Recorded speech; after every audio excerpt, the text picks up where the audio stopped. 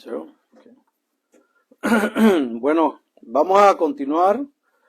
Un saludo cordial para todos los que nos miran por las redes sociales. El día de hoy tenemos un tema muy interesante de Primera de Corintios capítulo 11. Vamos a estar leyendo del versículo 17 al 34 y de lo que nos habla en esta parte, en esta porción de la Biblia, nos habla el apóstol Pablo de la institución de la cena del Señor y de cómo participaban los hermanos en aquel tiempo acerca de lo que conocemos como la Cena del Señor o la Santa Cena. En algunas otras iglesias o tradiciones se conoce también como la Eucaristía, que es lo que se conoce en la Iglesia Católica Romana, pero vamos a estar hablando acerca de cómo se enseñó a la luz de la Escritura, conforme la palabra de Dios lo que nos enseña. Entonces quiero mandar un saludo para todos los que nos miran, un saludo para nuestras familias en México, un saludo cordial para la hermana Lilian. Estamos en oración aún por la hermana Nelly, que está enferma. Le mandamos un saludo y que Dios les bendiga grandemente. Un saludo para el Ecuador también, para las personas que nos están apoyando a nuestra página de Semilla de Gracia. Por favor, síganos dando un like cada que vean estas prédicas para que la página se siga promoviendo y no nos la bloquee Facebook. Un saludo también para la familia Martínez, que siempre también nos pone likes. A Rodrigo, a su mamá y a Juan Martínez también. Un saludo cordial para todos ustedes. Vamos a iniciar con la carta a los Corintios y vamos a estar leyendo la primera carta de los Corintios, capítulo 11, 17, versículo al 34. Y vamos a estar viendo lo que es la institución de la Santa Cena o la Cena del Señor, que es el partimiento del pan y el vino, y cómo es que lo hacían en el primer siglo. Recuerden que esta carta se escribió en el primer siglo y el contexto histórico es prácticamente en las primeras comunidades cristianas que existieron en esa época. Entonces, el paso de la historia ha ido cambiando muchas prácticas que hacemos como la Santa Cena. Algunas en un principio se veía en los primeros siglos con los padres de la iglesia. Cuando hablaban de la Cena del Señor se referían a la presencia real en el pan, que eso se empezó a creer a los primeros siglos, pero era consustancial, que es lo mismo que Martín Lutero decía en el siglo XVI. Consustancial quiere decir que estaba la presencia real de Cristo en el pan y en el vino, pero de una manera espiritual. Y la sustancia del pan y el vino seguían siendo pan y seguían siendo vino. Simplemente era una conmemoración en memoria a nuestro Señor Jesucristo, pero lo creían y no veo ningún problema en verlo de esa manera, decir que estaba la presencia real de Cristo en el pan o en el vino, pero de manera espiritual, no había ninguna transformación en la sustancia del pan y en los elementos del pan y el vino. Seguían siendo pan y seguían siendo vino, simplemente era la forma que se veía en aquel tiempo, y eso se fue cambiando conforme también la historia se empezó a ver como algo literalmente, que es como se conoce la substanciación, que es cuando supuestamente el ministro hacía una oración y se convertía literalmente en la carne y la sangre de Jesús, y ahora era literalmente la carne, pero eso lo vamos a explicar ahorita cuando lleguemos a su punto. Vamos a empezar la lectura para comprender lo que la Escritura nos enseña. Dice 1 Corintios 11, 17 al 34, pero mi felicitación no se extiende a lo que sigue, porque ustedes no se congregan para buscar lo mejor, sino lo peor. Pues en primer lugar, oigo decir que cuando se reúnen como iglesia, hay divisiones entre ustedes.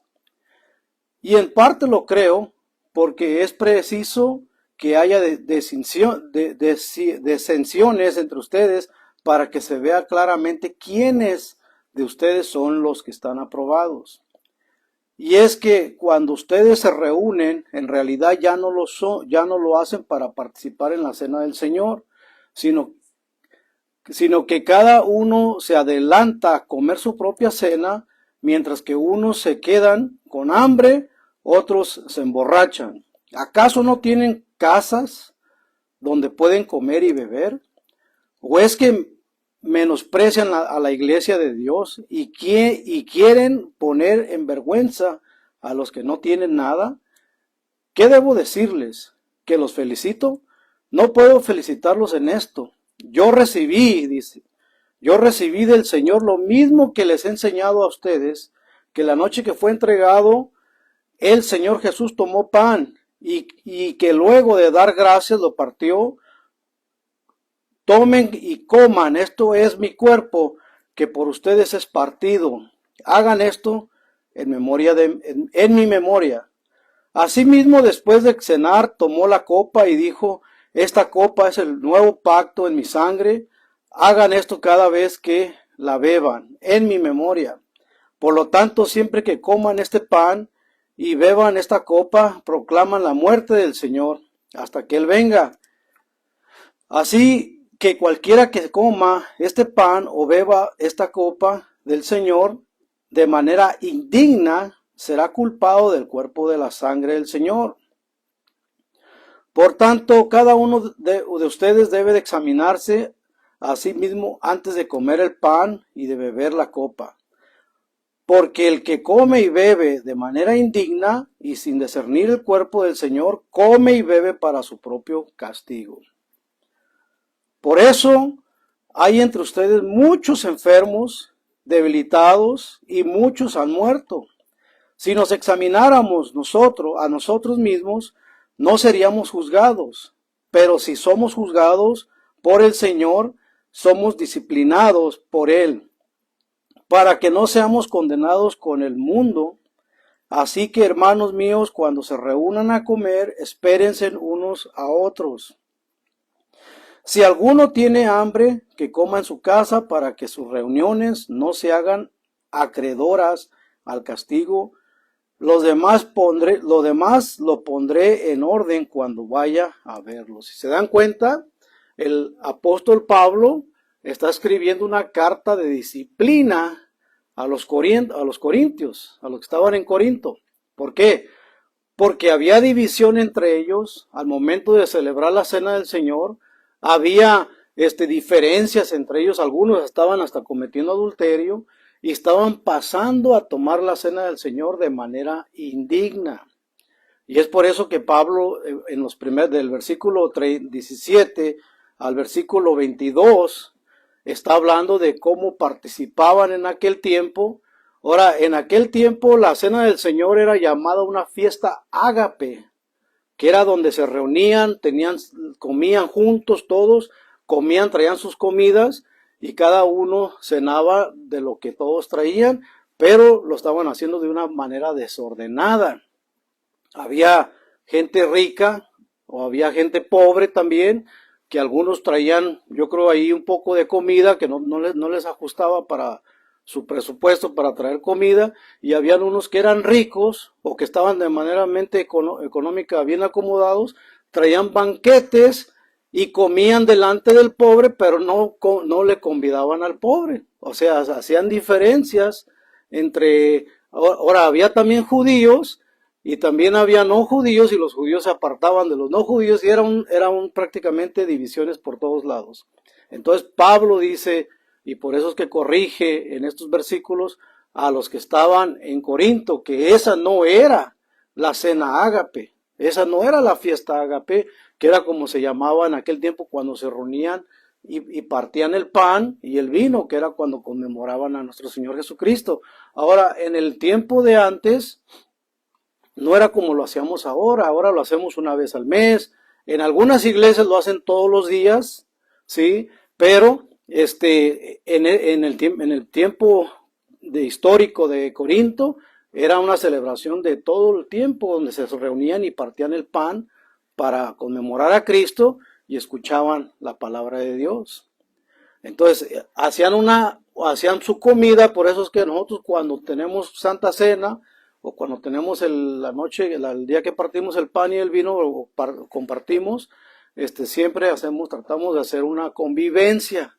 Hacemos compañerismo, que es lo que quiere decir koinonía, porque eso es lo que significaba la fiesta ágape, tiempo de koinonía, que es cuando se reunían los hermanos celebrando en amor, bendiciéndose unos a otros, y es por eso que es bien importante en las iglesias que haya ese compañerismo o esa koinonía. Ahora, hay algo bien interesante que debemos resaltar aquí en los primeros versículos que estamos estudiando. En el versículo, si vemos el versículo que dice que ahí causan división y que Dios lo permite para ver quiénes son los aprobados. Es en el versículo 19, dice: porque es preciso que haya disensiones entre ustedes para que se vea claramente quiénes de ustedes son los que están aprobados. Si vemos aquí lo que dice Pablo, resalta que a veces es bueno que haya esas divisiones. ¿Por qué? Porque se resalta quién verdaderamente son los hijos de Dios. Y eso lo hemos visto todo el tiempo en las iglesias. Cuando hay divisiones o hay problemas, no es bueno que haya divisiones, pero hay veces que eso Dios lo permite para que se resalte quiénes son los que verdaderamente están firmes en la fe, quiénes son los que verdaderamente están aprobados por Dios. Y es por eso que Dios a veces también permite este tipo de divisiones. Y que se resalte claramente quiénes son los que verdaderamente están firmes en la fe y que están aprobados por Dios. Eso es algo bien interesante que vemos aquí. Ahora, si vemos, había divisiones, había pleitos, y participaban de la cena del Señor. En el momento de la cena del Señor, participaban. Ahora, en estos lugares específicos era un lugar público, pero muchas de las veces se reunían en casas también. ¿Por qué? Porque en aquel tiempo había persecución. No era legal el cristianismo. Y fue ilegal por muchos años, por varios siglos. Fue ilegal hasta que no vino una pausa donde se dio el libre de culto, que fue hasta el 312 y el 313, cuando dio un edicto en Milán el emperador Constantino, y frena la persecución, y es cuando ahora empiezan a haber bautisterios, empiezan a haber templos. Eso fue a partir del siglo IV. Hasta el siglo V empezaron los bautisterios, los templos, los santuarios grandes, pero antes de Constantino no había nadie que se reunieran en lugares así como templos o iglesias como aquí, que nos reunimos los sábados y podemos libremente tenemos un lugar donde nos podamos sentar y cómodamente hablar de la palabra de Dios con la libertad que nos da el gobierno. Ahora, esto no es en todo el mundo, porque hay partes en que el cristianismo es ilegal totalmente. Por ejemplo, Norte de Corea. Norte de Corea, cualquiera que vaya, que a mí me encuentre con una literatura que tenga versículos bíblicos, soy arrestado, porque piensan que estoy tratando de llevar el evangelio. Ahora, esto es ilegal en ciertos países, y algunos lugares hasta pena de muerte, como en Irán y en lugares donde son más extremistas, que no permiten el cristianismo en sus países. Es parte del gobierno. Ahora, aquí en Estados Unidos tenemos la libertad. Ahora, en los tiempos del apóstol Pablo, que empieza la persecución por allá después del año 70, cuando se destruye el templo en Jerusalén, empieza una persecución en contra de judíos y cristianos. Y no es hasta el 312, 313, cuando el emperador Constantino, después de una batalla, ve una señal y le da la gloria a Dios y le da la gloria. Ahora, su mamá anteriormente ya se había convertido a Cristo. Entonces había una persecución el año 70, desde antes del año 70, a todos los cristianos estuvieron siendo perseguidos hasta el año 312, 313 después de Cristo. Por todos esos 300 años hubo una persecución terrible en contra del cristianismo y no se permitía legalmente en ningún lado tener la creencia del cristianismo. Nos acusaban de ateos porque no adorábamos a los dioses paganos del Imperio Romano.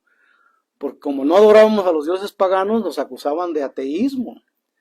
Y por esa razón no tenían esa libertad de creer en Jesucristo. Y hasta después del 313 es que empezamos ahora a tener estos bautisterios, templos, y empieza a surgir, ahí es donde surge el catolicismo romano, surge la iglesia, ¿cómo se llama?, ortodoxa griega, los coptos, empieza a haber movimientos cristianos públicamente.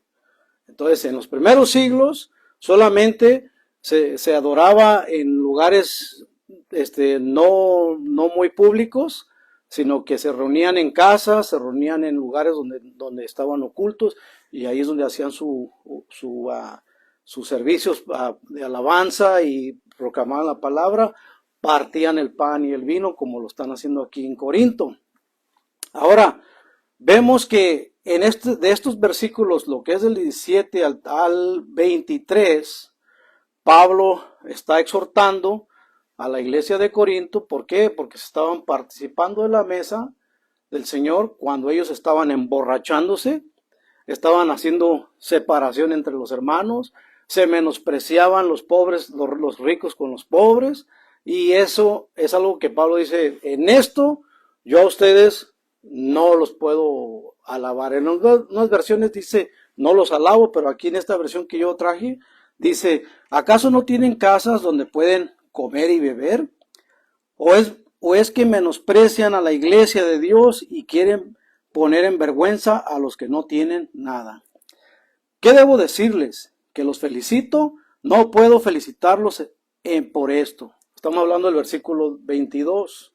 O sea, Pablo estaba indignado, y por eso es que después de que habla de la Santa Cena, que ahorita vamos a hablar de esto, en el versículo 27 dice: así que cualquiera que coma de este pan o beba de esta copa del Señor de manera indigna será culpado del cuerpo y de la sangre del Señor. O sea, Pablo da una advertencia en el versículo 27, donde dice que si pasa a alguien de manera indigna a tomar los elementos del pan y del vino, que esa es la institución que el Señor nos dejó para celebrar su muerte y celebrar su resurrección. Entonces, por esa razón, nosotros al momento que tomamos el pan, estamos teniendo una coinonía con el Señor. Estamos en comunión con el Señor. Y dice Pablo que él lo recibió de Cristo. O sea, lo recibió también al igual que Pedro recibe el Evangelio cuando dice: tú eres el Cristo. Bienaventurado Pedro, porque no te lo reveló ni carne ni sangre, sino mi Padre que está en el cielo. Lo mismo sucede con la cena del Señor, porque yo recibí del Señor. Pablo nunca fue parte de los 12 discípulos cuando Cristo caminó. Pablo vino después de eso.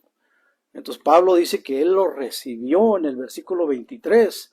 Dice que él recibió del Señor la instrucción de cómo celebrar el pan y el vino. Ahora, vemos la disciplina que trae Pablo a los corintios para que no participen del pan si no vienen de una manera digna. Ahora, ¿quién de aquí podemos decir que somos dignos o que no tenemos pecado? No hay nadie. Entonces nadie pudiera participar del pan y del vino. Pero, ¿qué es lo que nos hace limpios y qué es lo que nos hace dignos para poder pasar?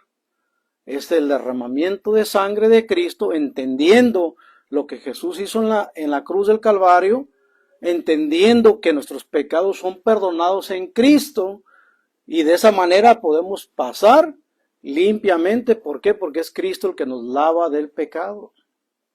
Somos culpables, somos indignos, pero lo único que nos limpia de toda maldad es la sangre de Jesús. Por eso dice en el versículo 28, por lo tanto, cada uno debe examinarse a sí mismo antes de comer el pan y de beber la copa, porque el que come y bebe de manera indigna, sin discernir el cuerpo del Señor, come y bebe para su propio castigo. ¿Se dan cuenta? Es que solamente el que comprende el Evangelio de Cristo, el que comprende y cree que Jesús murió por sus pecados y ahora será perdonado, es perdonado por medio de la sangre derramada. Ahí es donde estamos discerniendo lo que es el Evangelio de Cristo. La Santa Cena del Señor y el Evangelio van de la mano. Es como si fuera el Evangelio de una manera literal en el pan y el vino. O sea, el momento que tú hablas del Evangelio, estás hablando de la muerte y la resurrección de Cristo. El pan representa lo que Cristo hizo por nosotros en la cruz. El pan molido es el pan que comemos, representa lo que Cristo hizo en el sacrificio perfecto en la cruz del Calvario. Es lo que nos perdona de pecado. ¿Qué es lo que nos perdona de pecado? ¿El pan o el sacrificio de Jesús? El sacrificio es exactamente a lo que se refiere la cena del Señor. Entonces, cuando nosotros partimos el pan y bebemos el vino, ¿qué estamos haciendo? Recordando lo que Cristo hizo por nosotros. Por eso dice, hagan esto en memoria de mí.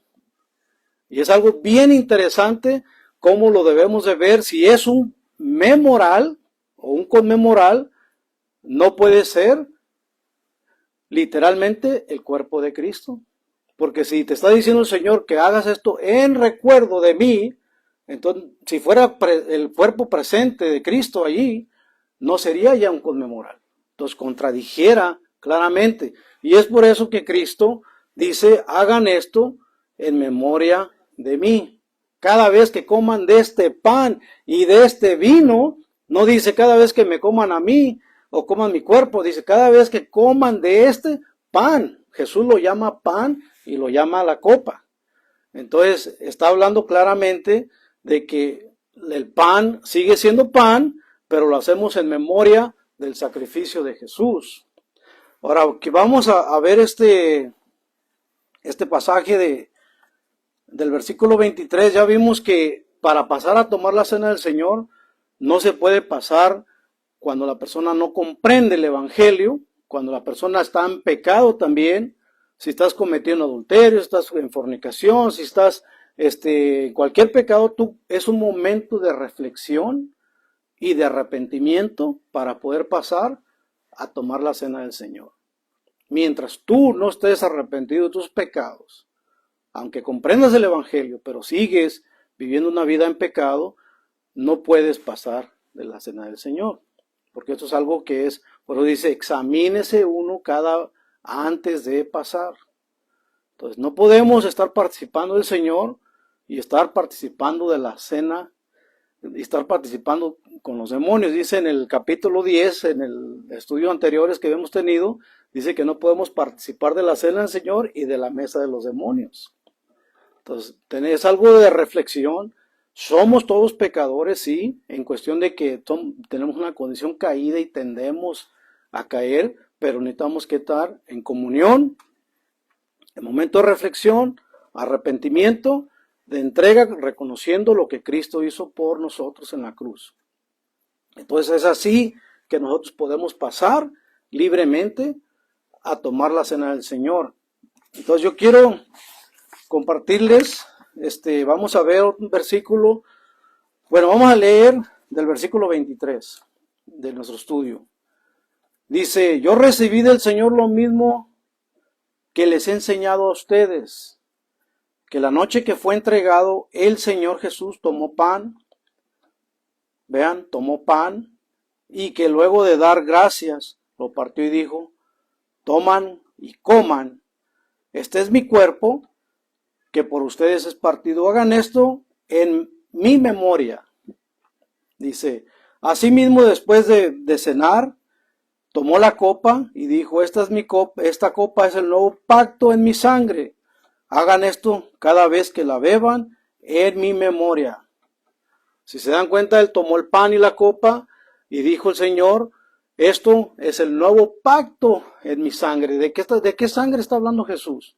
¿Del vino, del jugo de uva o de la sangre que fue derramada de Cristo en la cruz del Calvario? Exactamente. Jesús está usando los elementos del pan y del vino, representando lo que él iba a hacer en el sacrificio. Tengan en cuenta que cuando Jesús fue esta noche, que fue la última cena del Señor, esta noche tengan en cuenta de que cuando él les estaba hablando de esto, los apóstoles ni siquiera aún entendían lo que Cristo iba a hacer en la cruz del Calvario. Él todavía no iba a morir, iba a ser entregado esa misma noche. Esa noche iba a ser el entregado. Y dice claramente, empezó a hablarles de esa manera. Ahora, cuando Jesús está hablando, hay que entender el lenguaje, la lengua que Jesús usa, porque Jesús está hablando de una manera figurativa. Toma el pan y dice, este es mi cuerpo que por ustedes es entregado. Los apóstoles, me imagino que se han ver quedado sorprendidos de lo que está diciendo. Esta es mi sangre, este es el nuevo pacto en mi sangre. Tomó la copa, tomó el vino, este es el nuevo pacto en mi sangre.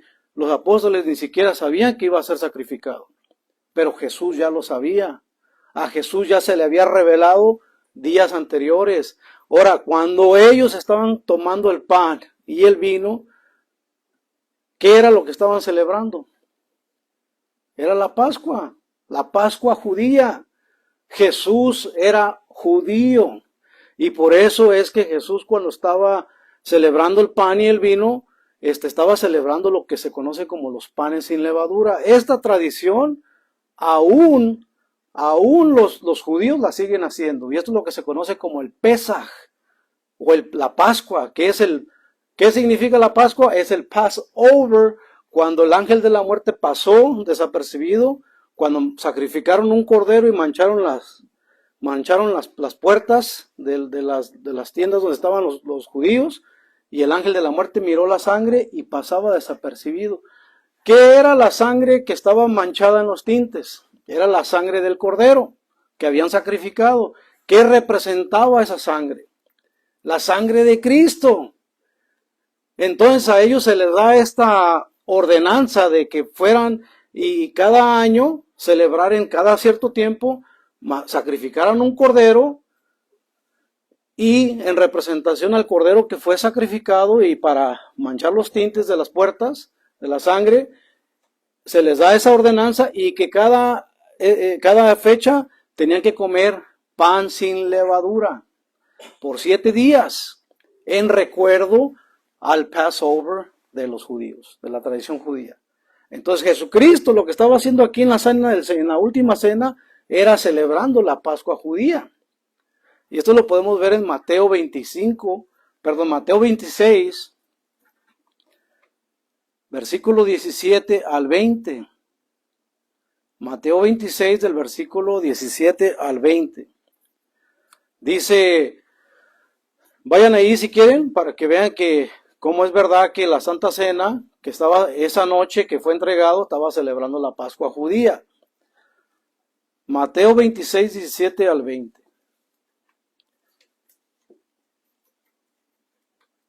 Dice, el primer día de la fiesta de los panes sin levadura, los discípulos se acercaron a Jesús y le preguntaron, ¿dónde quieres que te preparemos la comida de la Pascua? Ya ven, estaba celebrando Pascua. 18, él les indicó ir a la ciudad, a la casa de cierto hombre y decirle, el maestro dice, mi tiempo está cerca, celebraré la Pascua con mis discípulos en tu casa. Y los discípulos hicieron lo que Jesús le mandó. Y prepararon la Pascua. Cuando llegó la noche, Jesús se sentó a la mesa con los 12. ¿Ven? Estaban celebrando Cristo la Pascua, la noche que partió el pan y dijo, este pan es mi cuerpo. Ahora miren en el versículo, no lo traigo. Miren en el versículo, si ustedes continúan en el versículo 26, de este mismo capítulo 26, 17, si leen en el versículo 26 en adelante, van a encontrar donde dice, y Jesús tomó el pan y el vino y lo partió. Van a encontrar eso. Entonces, se está en referente a lo que dice Pablo acá en en el capítulo 11 del versículo 20, el versículo 23, donde dice, yo recibí del Señor que la noche que fue entregado, si leen el versículo 20, Mateo 26, 26, por allá está como el 26, 27, 28, van a encontrar donde Cristo dice que partió el pan y era lo que es la última cena. Entonces, si se dan cuenta, lo que estaba haciendo Cristo esta noche, estaba celebrando los panes sin levadura. Estaba celebrando los panes sin levadura. Estaba celebrando la Pascua. Entonces, cuando Él toma el pan y dice, este es mi cuerpo que por ustedes es partido. Ahora, los panes sin levadura, ¿qué representaban? El cordero, ¿verdad? La sangre que se ponía, y la Pascua era lo que se conoce como el Passover. ¿Cómo lo veían cómo lo ven en la tradición judía? Cuando ellos hacen los panes sin levadura, esta tradición judía, que es la Pascua, ¿cómo lo miran ellos? ¿Cómo lo miran ellos? De manera simbólica, de manera literal, que es el cordero, lo ven de manera simbólica. Son de manera simbólica, ellos sacrificaban un cordero y también comían panes sin levadura. Y esto era una fiesta que se celebraba una vez por el año, por allá en el mes de abril, y nomás lo hacen por 7 días, y eso es lo que se conoce hoy en día como el Pesaj. Es en hebreo, pero el Pesaj lo que significa es el Passover, que es cuando pasó el ángel de la muerte, y esto lo podemos ver en el Éxodo también, la ordenanza del Pesaj en el versículo 12, Éxodo 12, del versículo 17 al 18. Si quieren vayan ahí para verlo. Dice Éxodo 12, 17 y 18. Esto es lo que es la ordenanza del Pesaj de la tradición judía. Entonces Cristo, como nació dentro de la casa de Judá, pues obviamente Él estaba celebrando los panes sin levadura, estaba celebrando esta ordenanza. Y ellos de manera simbólica usan los panes sin levadura. Hoy en día se come el matzah, que le llaman. Es un pan duro que usan en la tradición judía. Y ese pan duro es un pan que no tiene levadura. En el tiempo desde Moisés, cuando se les entrega este mandamiento esta ordenanza a los judíos, se dejó de sacrificar el cordero hasta el año 70, que fue cuando se destruye el templo en la ciudad de Jerusalén.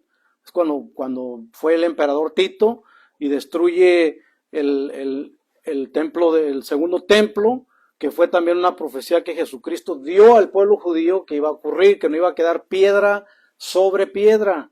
Y eso se cumple en el año 70, y desde entonces para acá ya no hacen el sacrificio del cordero. Pero ese sacrificio de cordero, ¿qué representaba en aquel tiempo? A nuestro Señor Jesucristo. Y es por eso que se celebraba el Pesaj. El Pesaj fue desde el tiempo del Éxodo. Vamos a leer Éxodo 12, 17 y 18. Deberán celebrar esta fiesta de los panes sin levadura, porque fue en este día cuando los saqué a todos ustedes de Egipto. Por lo tanto, sus generaciones futuras deberán cumplir este mandamiento como costumbre perpetua desde el día 14 del mes primero por la tarde hasta el día 21 por la tarde de este mismo mes primero, comerán panes sin levadura. Ahora vayan al 24 y 28 del capítulo 12 de Éxodos. 24 y 28 dice: este será un estatuto perpetuo que ustedes y sus hijos deberán cumplir siempre. Cuando ustedes entren a la tierra que el Señor les ha prometido, que es Israel hoy en día, entre comillas, deberán seguir, entre paréntesis, deberán seguir cumpliéndolo. Y cuando sus hijos les pregunten qué sentido tiene para ustedes este estatuto, ustedes le responderán: se trata del sacrificio que se ofrece al Señor como recuerdo de la Pascua. Es decir, cuando en Egipto el Señor pasó por alto las casas israelitas y nos salvó la vida, pero hirió de muerte a los egipcios. Entonces los israelitas se inclinaron y adoraron, y luego fueron y cumplieron con todo lo que el Señor les había ordenado a Moisés y a Aarón. Si se dan cuenta, este cordero se sacrificó desde el tiempo de Moisés hasta el año 70 después de Cristo. Pero este cordero lo que representaba era la sangre, era el cuerpo de Jesús. Este cordero que representaba a nuestro Señor Jesucristo se cumple en el sacrificio perfecto, y es por eso que Cristo les profetiza que ese templo será destruido y no quedaría piedra sobre piedra. Entonces, desde entonces para acá ya no se sacrifica ese cordero. Pero ese cordero que fue sacrificado fue nuestro Señor Jesucristo, y es el que cumple el Pesaj en el Antiguo Testamento. ¿Por qué? También lo vemos en 1 Corintios, capítulo 5. En 1 Corintios, capítulo 5. Es ahí donde nosotros, cuando nos dicen, ¿por qué ustedes no siguen la tradición del Pesaj? ¿Por qué ustedes no cumplen con la Pascua? Hay cristianos que se dicen cristianos, que celebran les llaman los del séptimo día. Ellos todavía celebran el Pesaj, así como lo ordenaban en el tiempo de antes. Pero esta ordenanza fue para el pueblo de Israel, fue para el pueblo judío.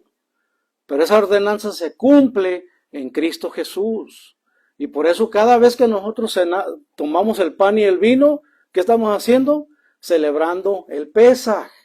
Eso es lo que es realmente el Pesaj, pero para los cristianos ya solamente lo hacemos en la cena del Señor, en los panes y en el vino, que representa la sangre de Cristo. Vean lo que dice 1 Corintios 5, versículos 7 y 8. Ahora recuerden que estamos hablando casi en el mismo contexto que nuestro estudio, porque 1 Corintios es la disciplina del que estaba cometiendo adulterio. Y estaba participando ¿de qué? De la Pascua, dice Pablo. Vean lo que dice, versículos 7 y 8. 1 Corintios, capítulo 5, versículos 7 y 8. Dice, límpiense de la vieja levadura para que sean una nueva masa, sin levadura, como en realidad lo son. Nuestra Pascua, que es Cristo, ya ha sido sacrificada por nosotros. Así que celebremos la fiesta, pero no con panes de la levadura, de la vieja levadura, sino con la levadura de la malicia y de la maldad, sino con panes sin levadura, de sinceridad y de verdad. Esto es lo que dice 1 Corintios capítulo 5, versículos 7 y 8. Dice Pablo claramente que esta carta, como estaba dirigida a uno que estaba cometiendo adulterio, dice, ¿cómo es que ustedes permiten que pase al servicio, que participe de los panes, que participe de nuestra Pascua, que es la cena del Señor, que participe de la fiesta ágape, sin arrepentimiento y como está viviendo esta persona? Y por eso es que los disciplina que pasen, pero con una nueva, con un arrepentimiento genuino y con una nueva levadura, dice que sea una de sinceridad y de verdad. Comparando la levadura, porque la levadura lo que representaban en el antiguo tiempo era lo que era el pecado. Entonces por eso que les ordenó que comieran esta cena 7 días, que eran los panes sin levadura, donde eran panes que no contenían levadura porque representaba lo que era el pecado, simbolizaba lo que era el pecado. Ahora, la fiesta pascual, la tradición judía, ¿cómo lo ve? ¿Lo ve literalmente o lo ve simbólicamente? Aquí es donde viene la pregunta. Yo mencioné hace rato que algunas iglesias lo veían literalmente. Algunos lo miran simbólicamente. En los primeros padres de la iglesia, lo que fue San Agustín, lo que fue San Ignacio de Antioquía en el siglo II, San Agustín en el siglo IV, decía que era la presencia real del Señor, pero lo decía de una manera figurativa o de una manera espiritual, que yo no veo ningún problema con decir eso. El problema es cuando viene y quieren cambiarlo a una manera literal. ¿Por qué? Porque lo que estamos comiendo es pan y es vino. No estamos comiendo literalmente la carne de Jesús. Pero en cierto tiempo vino un mentor de la Iglesia Católica, y lo digo con respeto, era San Tomás de Aquino en el siglo XIII. Era un teólogo muy reconocido en la Iglesia en ese tiempo, y él era metió lo que era la filosofía aristotélica, donde mezcló filosofía aristotélica, que era lo que se conoce como el accidente, que es de los elementos, y él mezcló lo que es esta filosofía con la fe cristiana. Entonces, él existió en el siglo XIII y empezó a decir que lo que veíamos era el pan y el vino, pero literalmente estábamos comiendo la carne y sangre de Jesús. Cuando el sacerdote o el ministro decía la oración y los consagraba, ocurría un accidente o un milagro que se convertía en la carne, y eso es lo que se conoce como la doctrina de la transubstanciación. O sea, se transforma la sustancia, los elementos del pan.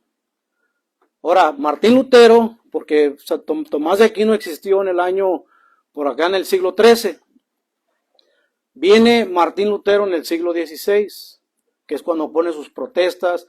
Martín Lutero era un teólogo agustiniano. Y San Agustín, que era lo que decía, que era la presencia real de Cristo de una manera espiritual, pero seguía siendo consustancial. Y Martín Lutero lo que él decía era que era consustancial, o sea, la presencia real de Cristo en el pan, pero seguía siendo pan y seguía siendo vino. Cosa que yo no veo ningún problema con esa doctrina. El problema es cuando entra la transustanciación y el sacrificio incruento, que es que se convierte literalmente, como con esa filosofía aristotélica del accidente, que se convierte literalmente en la carne de Jesús y se convierte cubiertamente en la sangre de Jesús, y que cada vez que el sacerdote o el ministro parte el pan, estaba sacrificando una vez más al Señor Jesucristo. Y esto lo enseñan, y lo digo con respeto, contradice la palabra de Dios. Ese es el problema. Esto se hizo oficialmente en el concilio en Trento, año del 1545 y 1546, cuando se establece el dogma. Cuando se establece este dogma y en respuesta a Martín Lutero, por lo que él dijo que era consustancial, que sí estaba de manera espiritual la presencia real de Cristo, pero el pan sigue siendo pan y sigue siendo vino. Se acusa de blasfemo, se acusa de herejía a Martín Lutero. Entonces ahí es donde oficializan la doctrina de la transustanciación y del sacrificio incruento. Ahora, lo que significa sacrificio incruento es un sacrificio sin sangre. Y supuestamente cada vez que partían el pan y tomaban el vino, estaban tomando literalmente y sacrificando a Cristo una vez más para el perdón de los pecados. Y es ahí donde viene la contradicción. Y es ahí donde vienen las divisiones entre las iglesias. ¿Por qué? Porque para unos decían, ¿cómo? Si la Biblia dice claramente en Hebreos que fue sacrificado una vez y para siempre. Entonces ya no hay manera de decir que volvemos a sacrificar a Jesús. Y esto es lo que se enseñan en ciertas iglesias, donde se cree que literalmente se convierte en la carne de Cristo, y cuando el ministro parte el pan, están sacrificando una vez al Señor Jesucristo. Aquí es donde viene el error. ¿Por qué? Porque vean lo que dice Hebreos. Hebreos capítulo 10, del versículo 10 al 12. Hebreos capítulo 10, del versículo 10 al 12.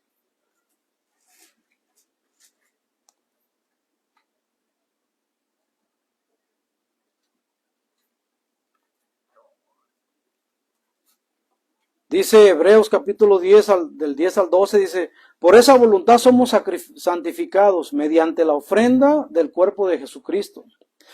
Hecha una vez, una sola vez para siempre. Y para siempre, dice. Todo sacerdote ministra día tras día, una y otra vez, y ofrece los mismos sacrificios, los cuales nunca pueden quitar los pecados. Pero Cristo, después de ofrecer una sola vez, un solo sacrificio por los pecados, para siempre, se sentó a la derecha de Dios. Y dice que con un solo sacrificio para siempre hizo perfectos a los santificados, también lo dice. Entonces, claramente vemos que Cristo con un solo sacrificio ya no se tiene que repetir este sacrificio, porque eso fue ya una vez y para siempre. Entonces, es absurdo pensar que estamos sacrificando a Cristo una vez más cada vez que tomamos el pan y el vino. Entonces, no existe manera de que Cristo sea sacrificado repetidas veces para nuestro perdón. El perdón fue hecho hace 2000 años, por eso cuando dice la Escritura, dice que tomó el pan y dijo, este es mi cuerpo que por ustedes es sacrificado. ¿Cuál fue el cuerpo? Fue el Jesús el que fue a la cruz.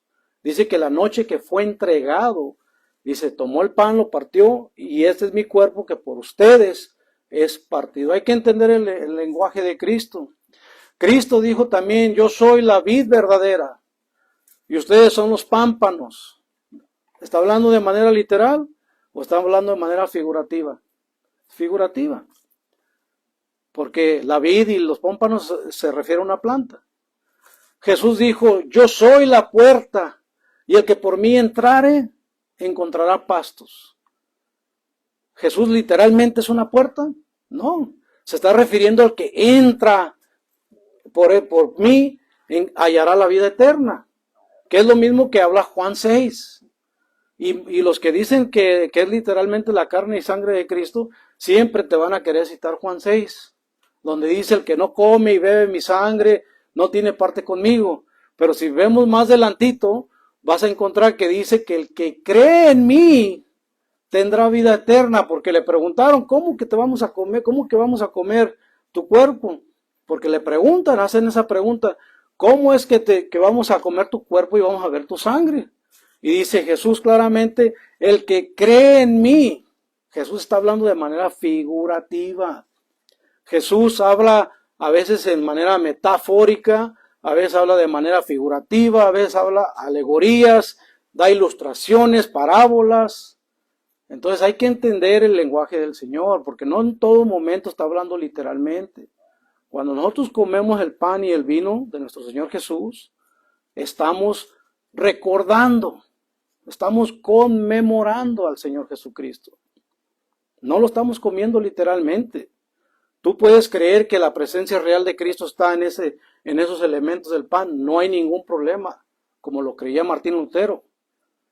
Pero el problema es cuando ya le queremos dar otro sentido, o decir que yo tengo solamente el poder para convertirlo en la carne y la sangre. ¿Sabe? La razón que se hizo esta doctrina fue porque querían desacreditar a las demás iglesias que estaban surgiendo, como lo fue en el siglo XIII, ¿cómo se llama? La iglesia valdense.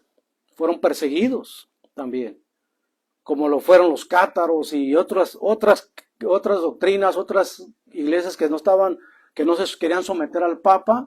Entonces, ¿qué sucedía? Que pusieron todos estos reglamentos, ¿para qué? Para de cierta manera desacreditar a las demás iglesias y para ellos ser la única iglesia verdadera.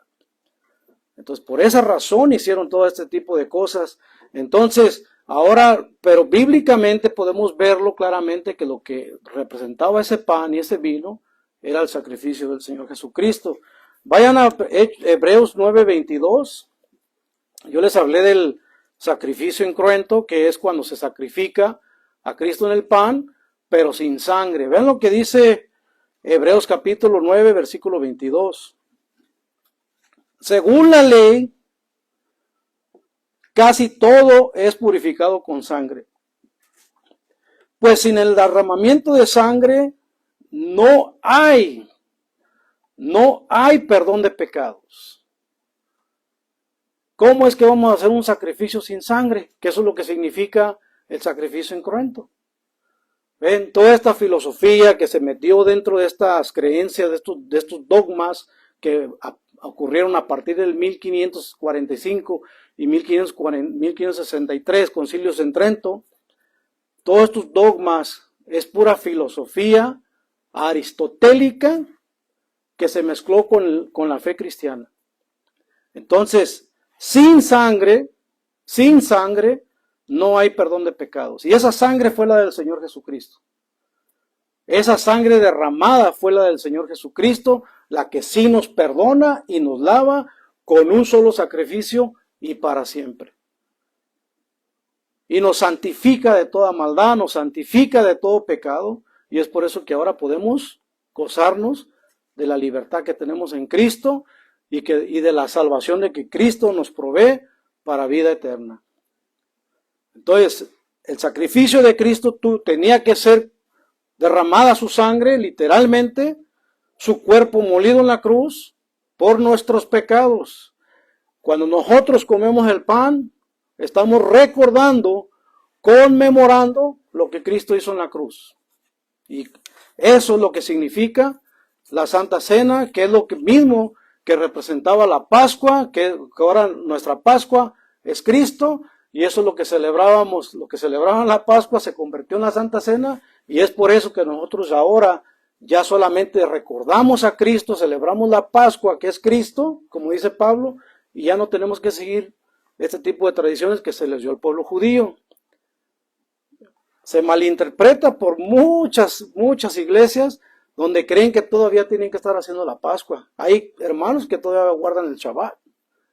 Hay hermanos que todavía quieren celebrar el Pesaj. Y se respeta, pero por la falta de conocimiento de lo que enseña la palabra de Dios. Recuerden que ese Pesaj del Antiguo Testamento, de la que se dio la tradición judía, se cumple en Cristo. Ahora nosotros cumplimos el Pesaj en la Santa Cena del Señor. Y sabemos que no podemos pasar de manera indigna. Sabemos que esto es lo que está exhortando Pablo, el apóstol Pablo, que no podemos pasar de manera indigna por el amor a Cristo. Dice, yo recibí del Señor, versículo 23 de nuestro estudio, del capítulo 11, yo recibí del Señor lo mismo que les he enseñado a ustedes, que la noche que fue entregado, el Señor Jesús tomó el pan y luego de dar gracias lo partió y dijo, tomen, coman, este es mi cuerpo, que por ustedes es partido. Hagan esto en mi memoria. En mi memoria. Entonces hay que recordar, cuando nosotros participamos de la cena del Señor, con ese entendimiento claro de lo que Cristo hizo en la cruz. Es un conmemorar. Eso es lo que es la Santa Cena. Que lo han visto y lo han transversado al paso de los siglos por lo que dice que este es mi cuerpo y esta es mi sangre, el nuevo pacto que haré con ustedes. Dice, por lo tanto, siempre que coman este pan y beban de esta copa, proclaman la muerte hasta que el Señor venga. En Mateo capítulo 26, no vayan ahí porque no lo traigo, pero si leen del versículo 26 en adelante, van a ver que dice el Señor Jesús, al final de eso que está hablando, dice, y no volveré a tomar de este pan y de este vino hasta que no venga, en mi reino, algo así. Va a volver a participar de la cena del Señor. Entonces, ¿cómo es que, si es literalmente el cuerpo de Cristo, cómo es que Cristo va a volver a participar del pan y del vino? Entonces, claro que nos enseña el Señor Jesús de que es una representación y un conmemorar a lo que Él hizo. Y bueno, y con esto vamos a terminar, hermanos. Esperemos que esta enseñanza sea de bendición para ustedes. Vamos a orar. Padre, te damos gracias. Te damos gracias, Señor, por tu palabra, porque nos ilustra, nos enseña, Señor, todas las ordenanzas que tú nos dejaste, al igual que el bautismo, al igual que la Santa Cena, que es una institución que tú nos dejaste, Señor, para recordar, para conmemorar y para anunciar tu muerte, Señor, en la cruz, para anunciar esa buena nueva, esa buena noticia de tu evangelio que nos lleva a la salvación. Te pido, mi Dios, que nos des el entendimiento a todos los que nos escuchan y a todos los que estamos aquí, Padre. En el nombre precioso de Jesucristo, te pido, Señor, que tú nos des ese entendimiento, Señor, de tu evangelio, que nos levantes en fe, Padre, que nos llene nuestro corazón de fe para nuestra vida eterna, Señor. Te pido, Padre, que tengas misericordia también por las personas que no creen en ti, Señor. Te pido, mi Dios, que tú transformes su corazón de ellos, Padre, y que les des un corazón nuevo, Señor, para que puedan venir en entendimiento, para que puedan creer a las buenas nuevas que nos has dejado para la vida eterna, Señor, de creer en la muerte y la resurrección de nuestro Señor Jesucristo, para el perdón y para nuestra vida eterna contigo, Señor. Te pido, Padre, en el nombre de Jesús, que nos des esta bendición a todos los que estamos aquí, y gracias una vez más por tu palabra, gracias una vez más por tu guía, en el nombre precioso de Jesucristo, toda la gloria y la honra es para ti, Señor. Amén.